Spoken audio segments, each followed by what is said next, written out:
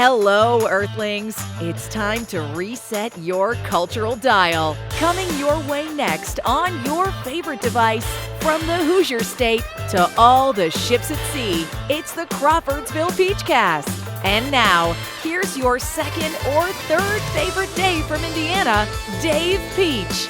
Warning, other people named Dave may also appear. Thanks, CD. This is the Crawfordsville Peachcast. I'm Dave Peach. I'm Dave Meyer. Dave, it's mixed bag time again. It is, Dave. I'm excited. I'm excited about what today's bag brings. You know, we have talked about footwear on this show before. It has become a more important part of our lives, I believe. We have, this is from, I don't know who this is from. It's from some kind of RAB, NAB. It's not from a listener, Dave? No, it's not from a listener. Okay. Let's see. This is from Talker Research. Okay. Talker Research. Surveyed 2,000 Americans, evenly split by generation who have access to the internet. The survey was commissioned by Skechers, no T in Skechers, and administered and conducted online by Talker Research between May 4th and May 8th, 2026. And again, Talker Research, very important. And they provide Did they invent I feel like I'm walking on clouds? Talker is like for people that have talk shows, and they produce this for whatever. So thank you to Talker. Big salute to Skechers. And this is very important research here. Dave, more than half of Americans, 56%. Did I thank CD? You did. Thanks, CD. More than half of Americans, that would be 56%, which is more than half. It would be 5 more than half, right? Or 6 more than half? 6 more than half. Yes, that much. Admitted they regularly purchase shoes they later regret because of how uncomfortable they are. Ooh, Dave. It is, I think people sometimes, for the sake of what the shoe looks like, maybe don't consider the more functional nature that can happen with being out and about and wearing shoes that don't fit. Central Indiana Rubber Products provides the power for you. Central Indiana Rubber Products, or CIR, keeps farm equipment and local manufacturing processes running with gaskets, belts, seals, and O-rings, among a variety of other products and services. Employee-owned and always customer-focused. Central Indiana Rubber Products, 989 West, 83 North, Crawfordsville, and at indianarubber.com. Central Indiana Rubber Products, or CIR, power for you. Do you know how many steps the average person takes each year? Wow. Okay. Not everybody's hitting 10K a day, I know. So, gosh, Dave, no clue. 3 million. 3 million steps. Okay. And you walk nearly 1,200 miles per year. Wow. Okay, good. That's according to a survey of 2,000 Americans. You may know that it was evenly split by generations. Okay, that did or generation make sense. Or generation. Oh, yeah, sure. About 3 miles a day. 3 miles a day. Okay. When wearing shoes that hurt their feet, respondents say the lingering pain lasts for a full 2 days on average. Ooh. And they feel it everywhere, from their feet to their backs, knees, ankles, and hips. This is not good. So 2 days every time, Dave, they wear the new shoes. They've got 2 days worth of aches and pains, general malaise in the lower abdomen. Can you believe this now? Ooh. 3/4 of people still admitted they wish they had started to prioritize wearing supportive shoes earlier in life. Yeah, no one wants to break out with that in late 30s. You know what I think is my next move? Supportive shoes. Something, in the Golden Girls line, Dave. I do like Skechers. I have a lot of Skechers. Okay. And I've got Skechers on right now. You've become, were you drawn? And they're comfortable. I was going to say, were you, immediately drawn to the I can slip them on thing? Because that's the biggest for me. Haven't bid on that yet. Okay. I don't really need that. I can put the shoes on myself, which I know makes me I'm pretty fortunate there. That's good, Dave. We want to keep that in play. So don't go for those, slip-ons just yet. But when I think of Skechers, after I'm thinking of like, the certain people that have promoted them, right? Then I think of I do think of the slip-on part. And again, this is Skechers research. So hey, wear some comfortable shoes, folks. Come on. Just as a rule, it's better. Yeah, don't hurt your feet without good reason. I'm a guy. You know that, don't you? From what I've read, it's still good, Dave. I do see these shoes that women wear, like that are kind of like angled, and I wonder how that is to walk on. They're now, like Dave, they're is angled. The common term a heel? Yeah, You're talking about a heel. It's like raised up, and then yes. I don't know. I guess when I see some women's shoes, I go, man, that does not look comfortable. Well, Dave, you are absolutely right. And I think what's crazy, or what it seems to me that would be the most difficult, is just, navigating basically uneven terrain on a small form of stilts, which is kind of where you get with the heels. So yeah. Dangerous, Dave. It's dangerous. I've got to ask you a question, Dave. And I think more people do this than maybe I'm aware of. Maybe are willing to let on, possibly. Because sometimes I think I'm the only one, but I'm not the only one. When you travel, do you ever wear like shoes to travel, and then before you go into the meeting, pull out a box where your real shoes are that you're going to wear to the meeting? Dave, I try to do that 100% of the time.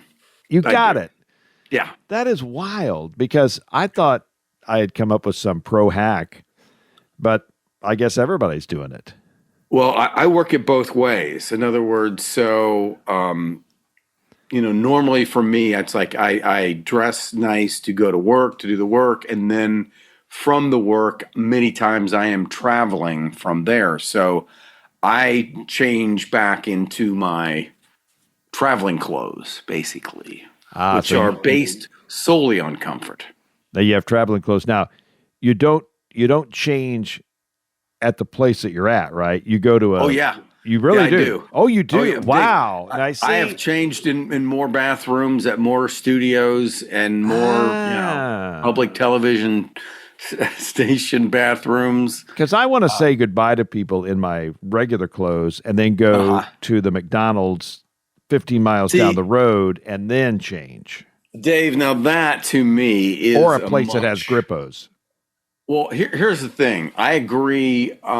Usually the last people that see me, it's the people that I've worked with that I have hopefully made an impression or whatever, they leave and then I change clothes. The only people that are seeing me in my sweats or whatever are the crew, let's say. I've got it. Okay, now moving on to another very important topic, shrinkflation. Okay. Shrinkflation. Have you heard about shrinkflation?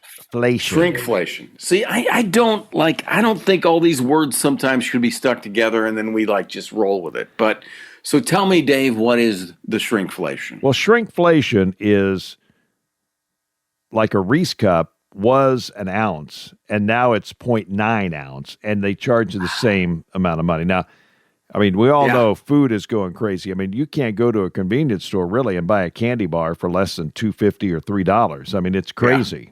No, that's the days of anything's under $1. It's just beyond. Now, as far as shrinkflation goes, you go to the store and usually, sometimes they have like paydays at the Dollar General and we have many of them here in Crawfordsville. I go to all of them. So you've got the thing where you buy the little paydays and they're like in a cardboard thing and you would think maybe there'd be 8 of them or something like that. Oh, okay. Well, now they're down to like 6 of them in there. Okay.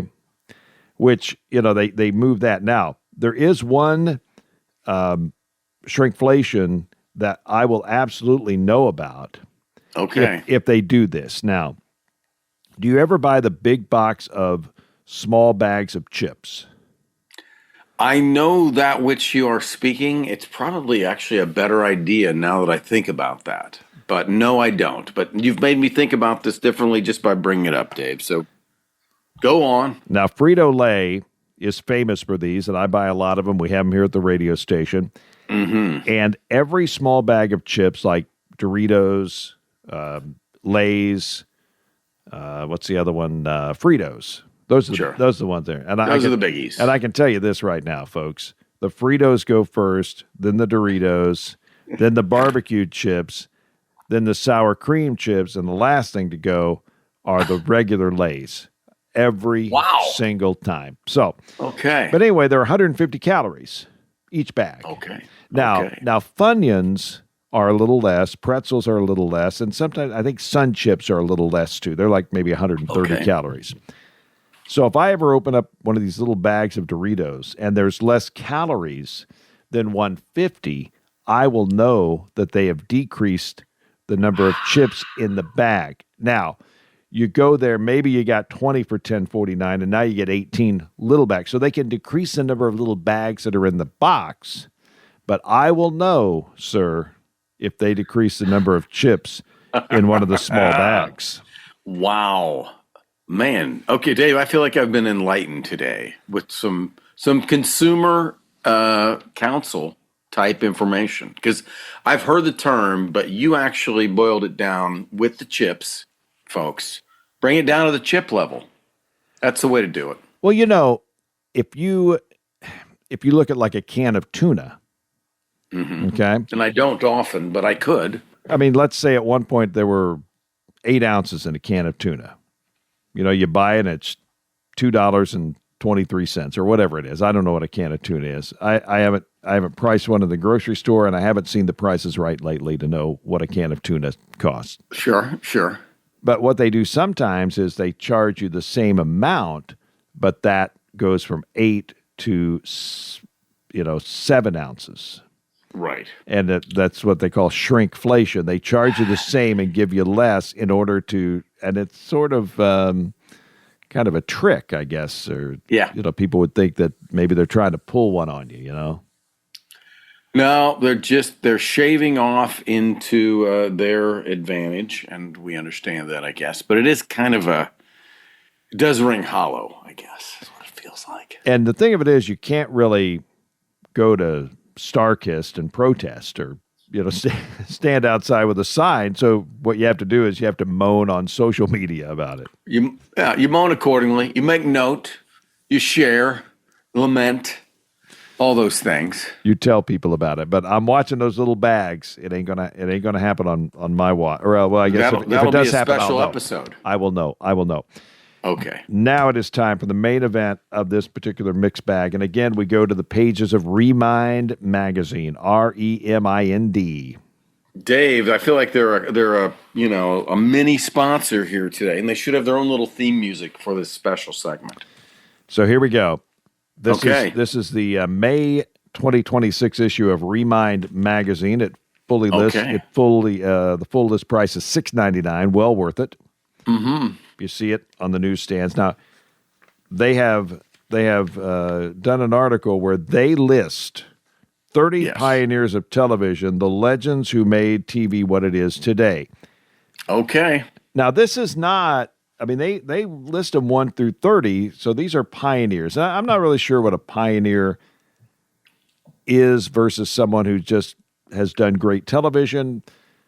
But sight unseen, I thought we would kind of compare our list to theirs in a manner of speaking. Now, front and center on their list as far as the cover is Johnny Carson. Johnny, Johnny I wouldn't say Johnny was a pioneer, right? He was not a pioneer. He was like the 4th Tonight Show host, but he was among the Tonight Show host legacy, which still exists today. He's the star. Johnny is the legend of the Tonight Show franchise. Well, on the American Experience at Disney, Johnny Carson is on the last little musical thing that they do. So Right. That's like all the other. We talked about this before, but he is not only a television icon, he's an icon. Yes. Yes. We also have on the cover in the inset here Lucy and Desi, Lucille Ball and Desi Arnaz. I like the fact that they're kind of one because she was the biggest singular. I mean, she was the biggest female. Her biggest program when she was pregnant, having a baby and whatever the ratings were for that. But the big thing with that television wise is Desi invented the multi-camera sitcom format, which is still used today. So definitely both legends, pioneers, every bit of it. Now, they present this list in no particular order, but Lucy's number one and Johnny's number two, excuse me there. Now, okay. Up top, they've got Ernie Kovacs. See, I'm not familiar. I know he was a big deal, but I'm not familiar. Not many people are these days familiar with Ernie Kovacs, but he was kind of like the Steve Allen, David Letterman, avant-garde, pushing the envelope in a very, in a classy way, Yeah, comedic, yeah. We also have Dick Clark, American Bandstand, and so many game shows, and had his own production company.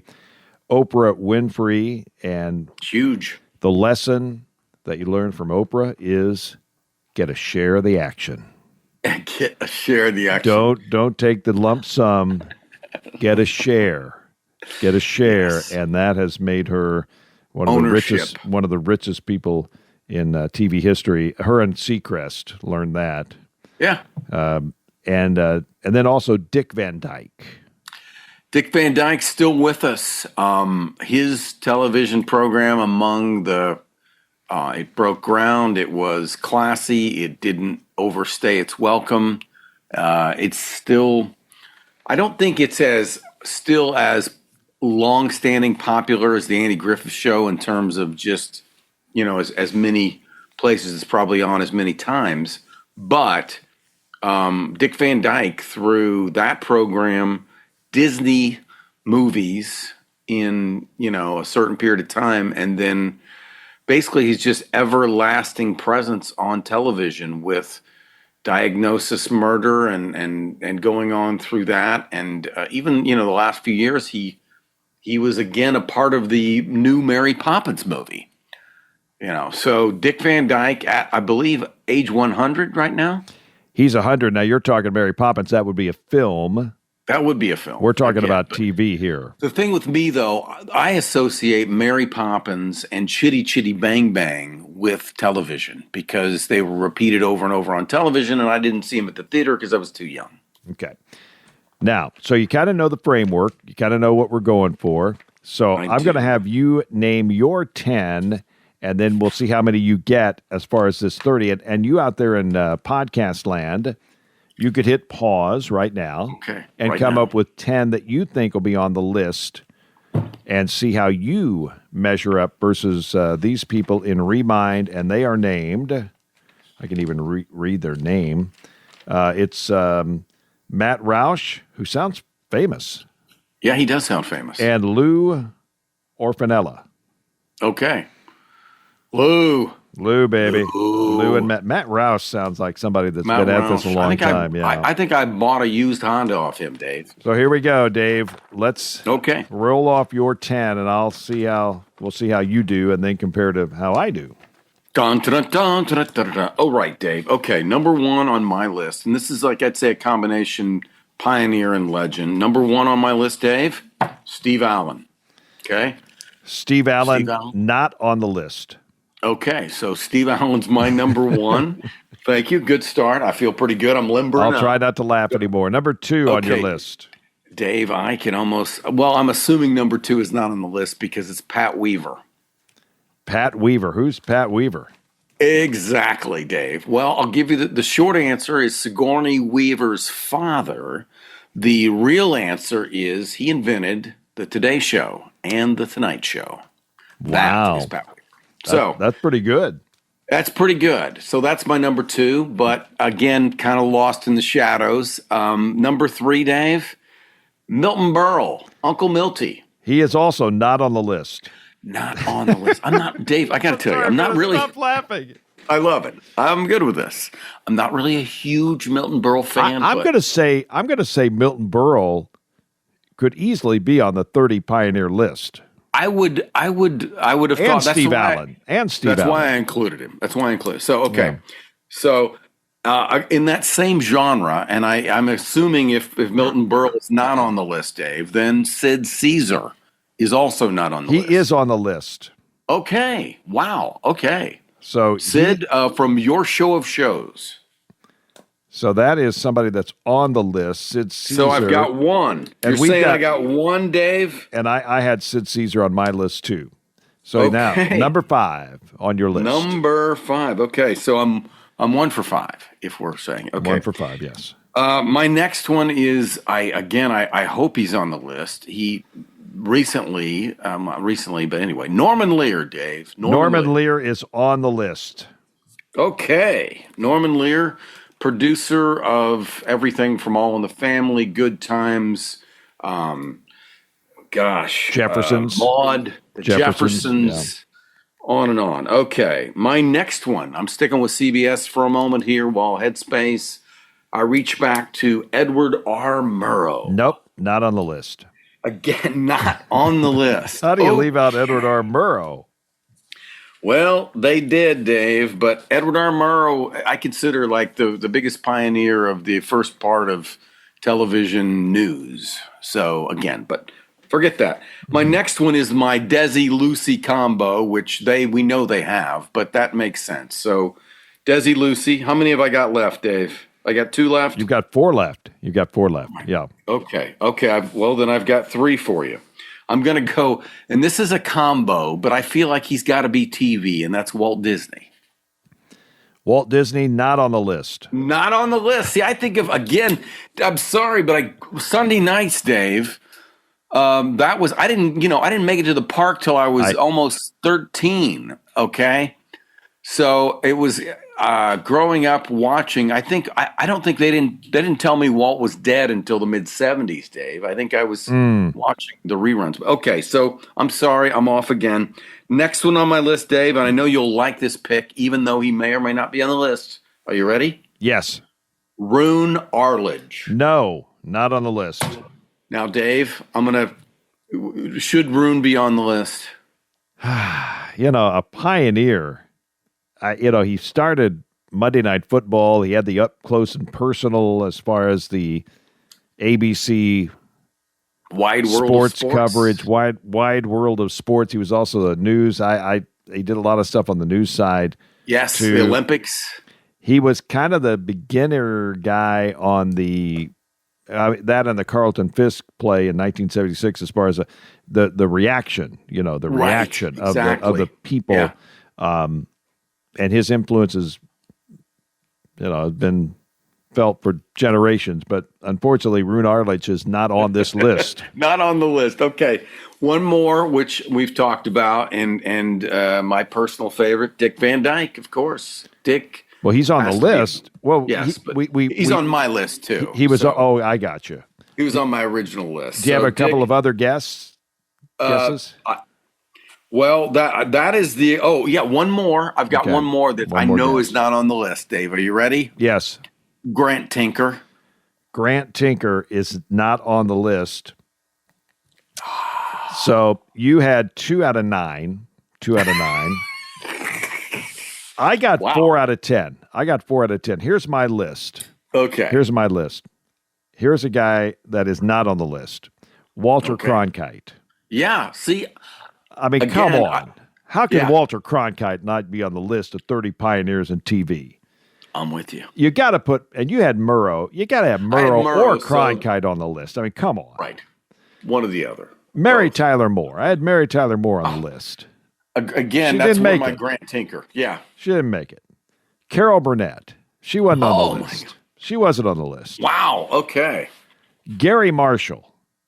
Not on the list.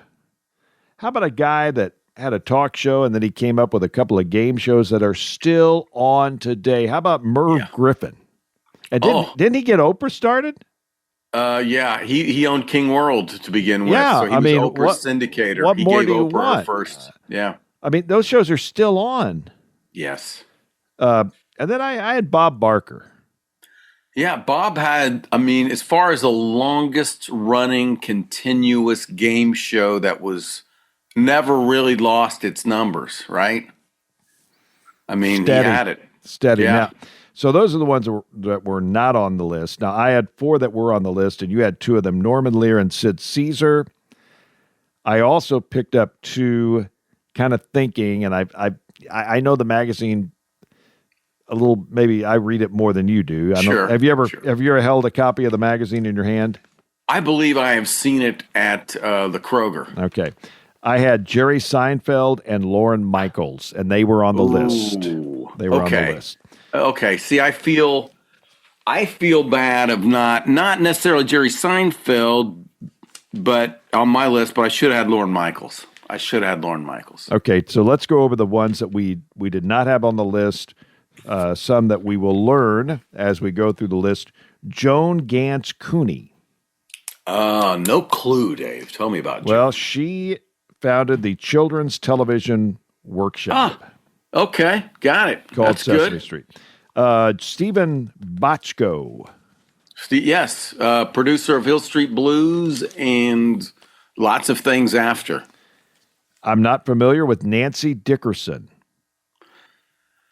Oh, I'm not either. Precursor to Barbara Walters on network TV. She was on NBC before all of that. Gene Roddenberry. Star Trek. Star Trek. A good one. That makes sense. And here's a guy that I'm a little surprised that we both left out. We didn't think. Rod Serling. Oh, yes, absolutely. What a presence. And he was a huge influence, still is. Diane Carroll. Yeah. Her show was the first to feature an African-American in a single sitcom role, where she was a working nurse. And yes. One of the most underrated beauties in the history of modern man, Marlo Thomas. That girl, Dave. I wanted to be Ted Bessel. Dave, I think you've quoted Marlo Thomas because in the article it says here, her father's Danny Thomas, and my father said there were 2 kinds of people in the world, givers and takers. Ooh. The takers may eat better, but the givers sleep better. That's good. Marlo's good. I saw Marlo walking through an airport once. She looked happy. She's still involved with St. Jude Children's Research Hospital in Memphis, Tennessee, one of the great places on the planet. Aaron Spelling. Oh, Aaron Spelling gave Love Boat, Fantasy Island. Didn't he do like Dynasty and that stuff too? What all did Aaron Spelling do? He did Love Boat, Dynasty, Family, Starsky and Hutch, T.J. Hooker, Charlie's Angels, The Mod Squad, Beverly Hills 90210, Melrose Place. So Dave, from Mod Squad to 90210, that's about 30 years of television. Yeah. James Arness, Matt Dillon. Okay. He was okay. If I was going to leave somebody out, I know Gunsmoke was on for 100 years, and Sure. James Arness was on the show for 100 years. For at least 98 of them. So I guess you give him, so you go James Arness over Lorne Green. I guess if you're going to pick one, and I think it's my guess is the Me Too TV audience is a target here, and Gunsmoke is on a lot. That's right. Barbara Walters. Ooh, that was rather obvious. That's a good one. I get that. Okay, now we got to go through some puzzles here. That Sorry, here we go. Here's a good one. Jack Webb, Dragnet. Ooh. Just the facts, ma'am. Yeah, because Dragnet was a pretty big show, but he also invented Emergency and kind of, Dragnet. The format for Dragnet has been expanded upon, right? But Law and Order is an expanded version of the Dragnet, format kind of played out. The guy who really had no talent, but he sure brought a lot of talented people to America, Ed Sullivan. Ed.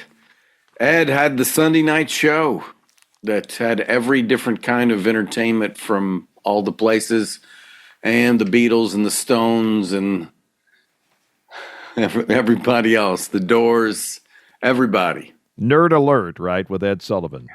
Nerd alert. Hey, the Smothers Brothers.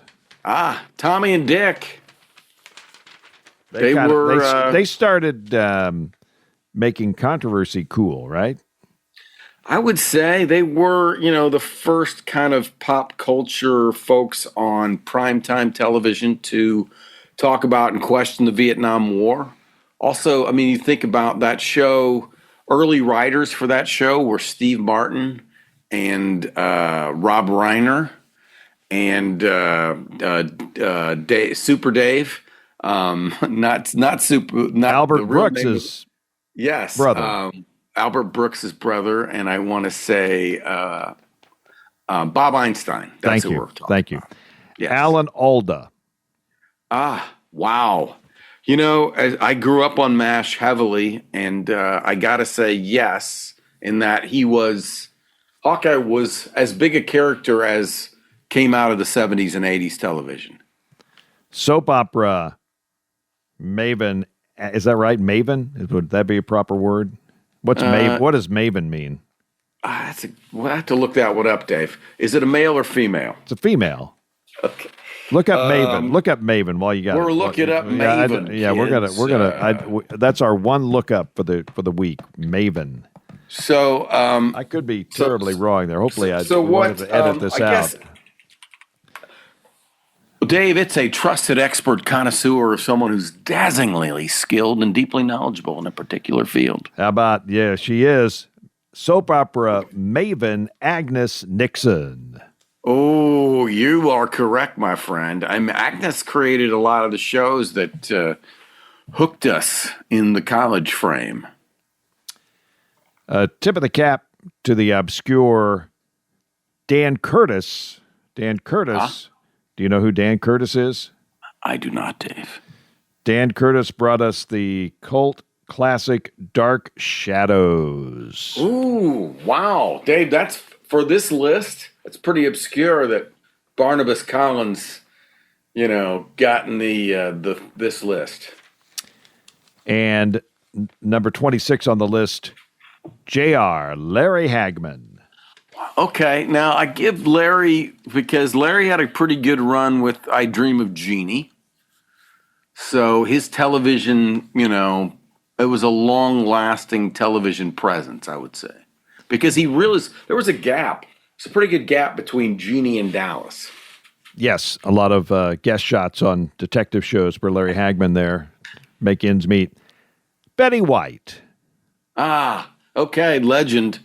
The legend of Betty. Betty had a long run, right? And she definitely, if nothing else but Mary Tyler Moore and the Golden Girls, and she obviously did a lot else, but those two things alone. Loved her on game shows. She was married to Alan Ludden, one of the best game show hosts of all time. Yes. Barry Diller, the guy that brought us Married with Children and The Simpsons, or at least the Fox network, I guess, is how that worked. Reshaped the entire television landscape from the executive suite. Yeah, no, Fox, not only just becoming the fourth network, but I would say the impact that Fox has had on sports, that's probably as big as anything else with the pop culture world. And another one, David Lynch. Wow. Okay, to me, that gets another obscure, because I think of David Lynch, that's Twin Peaks, but I think of him more as a movie director. But I guess, again, certain things So there were a group of people, and among the group, their favorite shows were Dark Shadows and Twin Peaks. And so they squeezed those in with, Sid Caesar. And that's a list. We could go over ones that are not on the list. Yes. I thought of one, Howard Cosell. I mean, yeah, gee whiz, Dave. Like, think about, broadcaster, like Jim McKay is a name that could be, right? You could throw John Madden on that list.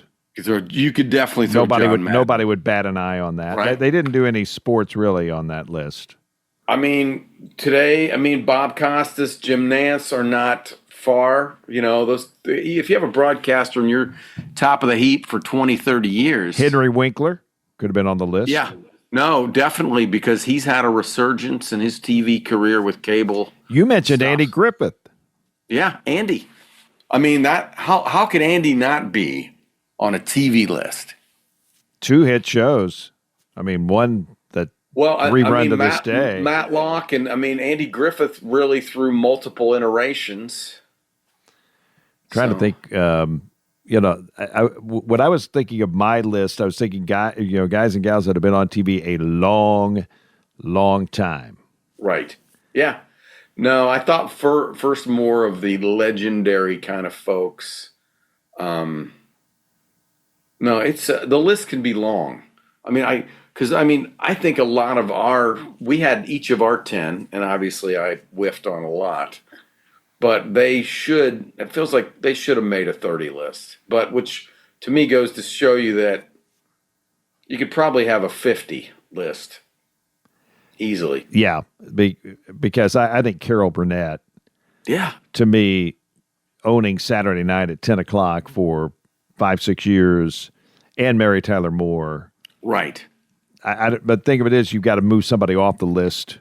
Exactly. To me, my list is going to have Letterman, right? If you want me to have a real list, that's my list, and he's not. To me, that's where it's like I guess a purist would say if I got one name, maybe it's Ernie Kovacs because he influenced Steve Allen, who influenced Jack Parr, who influenced Johnny, who influenced Dave, who influenced Conan, who influenced the Jimmies, and so. It's a wild, lineage, though. That it's funny, though. The history of television is not at the early part that we intersected with it. It was still young. Now it is evolved and greatly debatable. I got one more, and I'm going to call it off. A guy that probably should have been considered Larry King. Larry King, Dave. Larry. Mutual Broadcasting, CNN. Well, he's a legendary radio guy, but the CNN show, tonight on the show, Anwar Sadat, and later Suzanne Summers. It was just the best. Oh, and he could get people. Dr. Jonas Salk and Alan Thicke. It's like, okay, I got it. Right. He would go from Frank Sinatra to the third banana on SNL, and whoever came up with that background, that like those little dots. What was that? What did that mean? What did those little dots mean? And of course the microphone. He had the microphone, like you got a microphone, like like the old RCA. He did not want to give up quality. He had his own thing. So you can come up with your own 30 pioneers of television, and we will call it a mixed bag on the Crawfordsville Peachcast. Dave, you know that we are available on CrawfordsvillePeachcast.podbean.com, and we're also on the Fork Media app, which features all of our Fork Media radio stations, the Crawfordsville Peachcast, and the 3 radio stations that are on the air here in Crawfordsville, Indiana. Like, share, and subscribe. Apple, iHeart, Spotify, YouTube, and Podbean. Until next time, America, I'm Dave Peach. I'm Dave Meyer. Thanks for listening to the Crawfordsville Peachcast. Thank you for listening to the Crawfordsville Peachcast. If you enjoyed it, follow the podcast and ring the bell so that way you'll always be up to date with the newest episodes. We'll see you next time.